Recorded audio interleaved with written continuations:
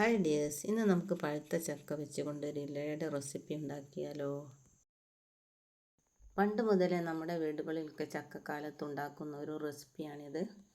വളരെ എളുപ്പത്തിൽ ഉണ്ടാക്കാൻ പറ്റുന്ന ഈ ഇലയുടെ തിന്നാനും വളരെ സോഫ്റ്റാണ്. അതിനുവേണ്ടി നമുക്ക് പാത്രത്തിൽ കുറച്ച് വെള്ളം വെച്ച് പൊടി വാട്ടിയെടുക്കാം. കുറച്ച് ഉപ്പിട്ടതിന് ശേഷം നമുക്ക് ആ പൊടി അതിലേക്കിട്ട് ഇങ്ങനെ ഒന്ന് ഇളക്കി കൊടുക്കാം. പൊടി നല്ലവണ്ണം വാടിയതിന് ശേഷം നമുക്കത് ഇറക്കി വെച്ച് കുറച്ച് സമയം പൊടി ഒന്ന് മൂടി വെക്കാം. ഇങ്ങനെ മൂടി വെക്കുമ്പോൾ പൊടിക്ക് നല്ലൊരു മാർദ്ദവം കിട്ടും. ഇനി നമുക്ക് ആ പൊടിയൊക്കെ ഒന്ന് കുഴച്ചെടുക്കാം. ഏകദേശം ചൂടുള്ളപ്പോൾ തന്നെ ഈ പൊടി ഒന്ന് കുഴച്ചെടുക്കാം. വെള്ളം വേണമെങ്കിൽ കുറച്ച് വെള്ളം ഒഴിച്ച് നമുക്ക് ഇതൊന്ന് നല്ല രീതിയിലൊന്ന് കുഴച്ചെടുക്കാം. നല്ല രീതിയിൽ തന്നെ നമ്മൾ ഇപ്പോൾ ഇത് കുഴച്ചെടുത്തിട്ടുണ്ട്. അതവിടെ ഇരിക്കട്ടെ. നമുക്കൊരു പാൻ അടുപ്പത്ത് വെക്കാം. ചട്ടി ചൂടായതിനു ശേഷം 2-3 സ്പൂണ് നെയ്യ് നമുക്കിതിലേക്ക് കോരിയിടാം. നെയ്യൊക്കെ ഇപ്പോൾ നല്ല രീതിയിൽ മെൽറ്റായി കഴിഞ്ഞു. ഇനി നമുക്കിതിലേക്ക് നമ്മൾ ചിരവി വെച്ച ഒരു മുറി തേങ്ങ ഞാൻ ചിരവി എടുത്തിട്ടുണ്ടായിരുന്നു. അതിലേക്കിട്ട് ഒന്ന് ഇളക്കി കൊടുക്കാം. ഒപ്പം തന്നെ ഇതിലേക്ക് 3 ആണി ശർക്കര ഞാനിവിടെ ചെറുതാക്കി പൊടിച്ചിട്ടുണ്ട്. അതും ഇതിലേക്ക് ആഡ് ചെയ്യാം. അടുത്തതായി നമുക്ക് ചേർക്കാനുള്ളത് നമ്മുടെ ചക്കയാണ്. വരിക്കച്ചക്കയാണ് ഞാനിവിടെ എടുത്തിട്ടുള്ളത്. വരിക്കച്ചക്ക തന്നെ വേണം, മറ്റേ ചക്ക പഴഞ്ചക്കയായാലും കുഴഞ്ഞു പോകും.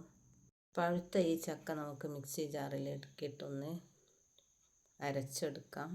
അരച്ച ചക്ക നമുക്ക് ഈ തേങ്ങയുടെയും ശർക്കരയുടെയും കൂടെ ഒന്ന് ഇട്ട് ഇളക്കിയെടുക്കാം. ഇതിലേക്ക് വെള്ളമൊന്നും ചേർക്കരുത്. നമുക്ക് നെയ്യ് ആവശ്യമുണ്ടെങ്കിൽ കുറച്ചുകൂടി ഒന്ന് ചേർത്ത് കൊടുക്കാം.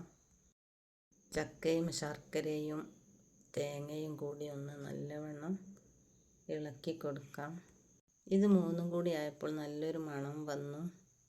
ഞാൻ ഇതിലേക്ക് കുറച്ച് അവിൽ കൂടി ചേർക്കുന്നുണ്ട്. ഒരു 3 സ്പൂൺ അവിലാണ് ഞാൻ ഇതിലേക്ക് ചേർക്കുന്നത്. അവിൽ ചേർക്കാതെയും നമുക്കിതുണ്ടാക്കാം, വേണമെങ്കിൽ ചേർത്താൽ മതി. ഈ ഇലയിലാണ് നമ്മൾ ഇന്ന് ചക്കപ്പം ഉണ്ടാക്കുന്നത്. ഇവിടെ ഈ ഇലക്കൊക്കെ പറയുന്ന പേര് ഇലമംഗലം ഇല എന്നാണ്. ഈ ഇല ഇങ്ങനെ കുമ്പിൾ കുത്തിയിട്ട് നമുക്കതിലേക്ക് കുറച്ച് കുഴച്ച് വെച്ച പൊടിയിട്ട് ഇങ്ങനെ ഒരു ഹോളാക്കിയെടുക്കാം. ഈ ഇലയിൽ നമ്മൾ കുമ്പിളപ്പം ഉണ്ടാക്കി എടുത്ത് കഴിക്കുമ്പോൾ ഇലയടക്ക് നല്ലൊരു സ്മെല്ലും നല്ലൊരു രുചിയുമായിരിക്കും. നമുക്കിതിങ്ങനെ മടക്കി ഓരോന്നോരോന്നായിട്ട് ഇങ്ങനെ ഉണ്ടാക്കിയെടുക്കാം. ഈ ഹോളിലാണ് നമ്മൾ ഉണ്ടാക്കിയ ഫില്ലിംഗ് നിറക്കുന്നത്. നിറച്ചതിന് ശേഷം ഈ ഇലയുടെ ഒരറ്റം ഇങ്ങനെ അങ്ങോട്ട് തിരികെ വെച്ചാൽ മതി. കുറേയേറെ ഇലയടകൾ നമുക്ക് ഉണ്ടാക്കി കഴിഞ്ഞു. ഇനി നമുക്കിതൊന്ന് ആവി കയറ്റണം. അതിനുവേണ്ടി ഒരു ഇഡ്ഡലി ചെമ്പാണ് ഞാനിവിടെ എടുത്തിട്ടുള്ളത്. ഓരോന്നോരോന്നായി വെള്ളം തിളച്ചതിന് ശേഷം നമുക്കിത് അതിലേക്കിടാം. ഇനി നമുക്കിതൊക്കെ മൂടി വെച്ച് വേവിക്കാം. വെറുതെ കിടക്കുന്ന നമ്മുടെ വരിക്കച്ചക്കയൊക്കെ ഇങ്ങനത്തെയൊക്കെ പലഹാരം ഉണ്ടാക്കി കഴിച്ചാൽ നമ്മുടെ ആരോഗ്യത്തിന് നല്ലതാണ്. കുട്ടികൾക്കൊക്കെ വളരെ ഇഷ്ടമായി ഈ വരിക്കച്ചക്കയുടെ ഈ ഇലയട ഉണ്ടാക്കാൻ ആരും മറക്കരുത്. വീഡിയോ ഇഷ്ടമായെങ്കിൽ ലൈക്കും ഷെയറും ചെയ്തോളൂ.